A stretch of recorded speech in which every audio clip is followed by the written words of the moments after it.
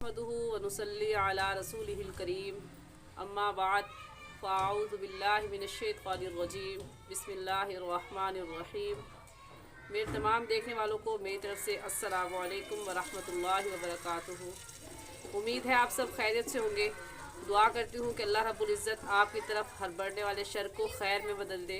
आमीन सुम्मा आमीन। जी, आज हम तख्ती नंबर 4 पढ़ेंगे।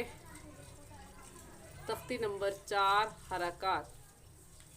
तख्ती नंबर 4 हरकात। हरकात किसे कहते हैं? इस तख्ती को पढ़ने से पहले हम इसकी हिदायत पढ़ेंगे, उसके बाद फिर हम तख्ती शुरू करेंगे कि हमने इस तख्ती को कैसे पढ़ना है। जी, हिदायत में पहली बात है कि ज़बर ज़ेर पेश को हरकात कहते हैं। हरकात किसे कहते हैं? ज़बर ज़ेर पेश को हरकात कहते हैं। और ज़बर हर्फ के ऊपर होता है, ज़ेर नीचे और पेश ऊपर होता है मुड़ा हुआ। ठीक है। और तीसरी बात क्या है कि हरकात को कतअन ना खींचे, यानी ना हम इतना जल्दी पढ़ें कि झटका महसूस हो और ना ही इतना आहिस्ता पढ़े कि लफ्ज़ मजहूल हो जाए। हरकात को हमने कैसे पढ़ना है? ना इतना जल्दी पढ़ना है कि झटका महसूस हो, ना इतना आहिस्ता पढ़ना है कि लफ्ज़ मजहूल मतलब खींच जाए, खींच कर भी नहीं पढ़ना है। और चौथी बात यह है कि जिस अलिफ के ऊपर कोई हरकत हो, हरकत के बारे में हम पढ़ चुके हैं। हरकात ये हरकत की जमा है, तो हरकत हो यानी ज़बर ज़ेर पेश या जज़म हो तो फिर उसे हमज़ा कहते हैं। जिस अलिफ के ऊपर कोई हरकत हो उसे हमज़ा कहते हैं। जी, पढ़ना शुरू करते हैं कि हम इस तख्ती को कैसे पढ़ेंगे। पढ़ने से पहले एक बात याद रखें कि इन हिदायत को आपने अच्छे से याद कर लेना है, ताकि जब हम कुरान पाक शुरू करें इंशाअल्लाह तो फिर उस वक्त हमें इनका याद होना ज़रूरी है, ताकि हम सही तजवीद के साथ कुरान पाक पढ़ सकें। सही तजवीद से कुरान को पढ़ने के लिए इन हिदायत का याद होना हमें ज़रूरी है। हमें ये पता होना ज़रूरी है कि हरकात किसे कहते हैं और हरकात को हमने पढ़ना कैसे है। उम्मीद है मेरी बात आपको समझ आ रही होगी। तख्ती पढ़ना शुरू करते हैं। अऊज़ु बिल्लाहि मिनश्शैतानिर रजीम बिस्मिल्लाहिर रहमानिर रहीम। इस तख्ती को हम ऐसे पढ़ेंगे। अब इसे क्या पढ़ेंगे? हम अलिफ नहीं पढ़ेंगे, क्योंकि इसके ऊपर क्या है? हरकत। और कौन सी हरकत है? ज़बर।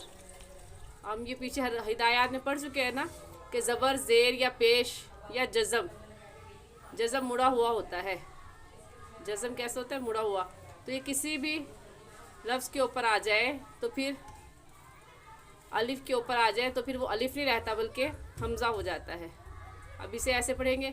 हमज़ा ज़बर आ, हमज़ा ज़ेर ई, हमज़ा पेश उ, आ ई उ, ना खींचने आ ई उ, ये भी गलत तरीका है।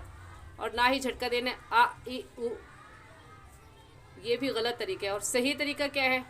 आ ई उ।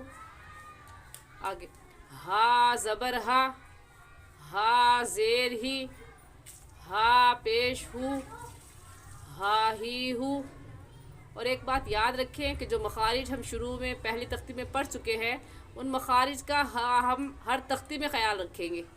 अब हम इसे हा ही हूँ नहीं कहेंगे, बल्कि इसका मखरज क्या था कि हलक का आखिर जो सीने की तरफ है उससे ये हा निकलता है।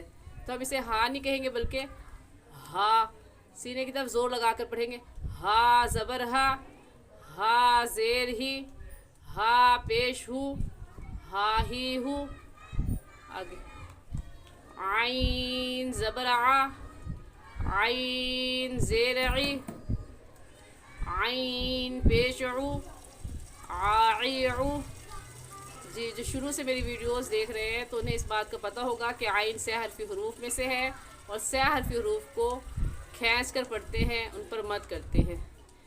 और जिसने नहीं देखी मेरी ये पहली वीडियोस वो देख ले, ताकि उन्हें सबक समझने में आसानी हो जाए। हा ज़बर हा ज़ेर ही, हा पेश हु, हा ही हु। गैन ज़बर गा, गैन ज़ेर गी, غین پیش غو غاغیغو. یہ بات اچھی طرح سے یاد رکھیں کہ ہم نے غین کو کھینچنا ہے، یعنی لفظ کو کھینچنا ہے، حرکت کو نہیں کھینچنا ہے. ہم غین کے ساتھ ساتھ حرکت کو نہیں کھینچیں گے، غلط ہو جائے گا لفظ. صرف غین کو کھینچیں گے. اور غین کو بھی کیوں کھینچیں گے؟ کیونکہ غین 6 حرفی حروف میں سے ہے. خا زبر خا، خا زیر خی، خا پیش خو، خاخی خو. قاف زبر قا، قاف زیر قی، قاف پیش قو، قاقیقو.